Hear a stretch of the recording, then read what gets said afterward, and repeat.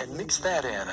And of course, I'd gone to Catholic school, and so I kind of made this big old potluck of all these different religions with myself as my own little pope, trying to put it all together. And I was very spiritual, and I'd quote suddenly from one religion and then from another religion. And while all this is happening, I was so spiritual and so religious, I'm still using drugs and drinking. I'm still a slave to my sins.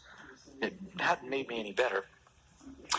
Well, about this time, my father flew to Boston, and he made a special trip, and he said, Doug, you need to go back to school. You're wasting your life. My brother, Falcon, was sick. He couldn't take over the family business. And I had a stepbrother from Dad's third wife, Betty, and he was starting to do what he could. And Dad said, you're throwing your life away. You need an education. He said, Doug, I found a good school. You're going to love it. He says, you like adventure? This is a school that's on a boat. It was called the Flint School. There are two schools like this in the world back then. One they made a movie out of called White Squall. That was an all-boys school. This one was co-ed. And so he said, oh, you'll love it. So he pled with me. I said, okay. Somehow he got me a passport. Flew me to Milan, Italy, put me on this boat. It was actually two sailboats that sailed together. It was called the Flint School.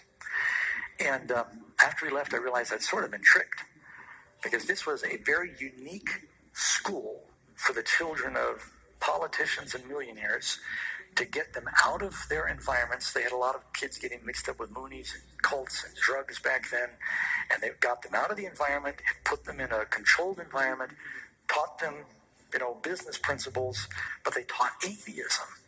No, I'm very spiritual. They're showing films of Darwin. They're telling us to read the books of Ayn Rand, Atlas Shrugged. I don't know if you know about that. So it's sort of like your God. And the captain said, look, you have to eat on the floor if you're not going to participate. So I said, fine, I'd eat on the floor. I disrupted the school. And they said, well, you're going to have to stay in your room. And I had my friends bringing me food, and this went on for 2 months. So we had an interesting experience.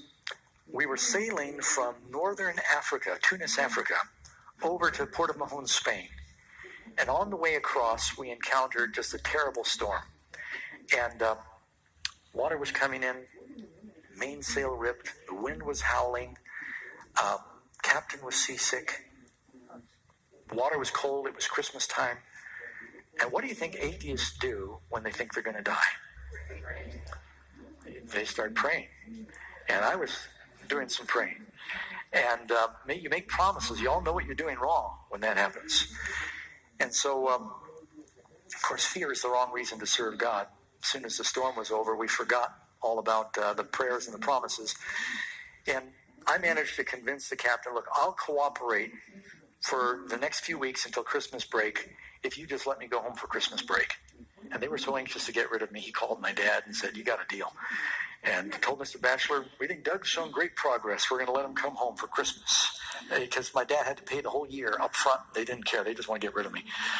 So I got on the airplane in Madrid, Spain, ordered beer and got a pack of cigarettes and told them, I said, you will never see me again. And they never did.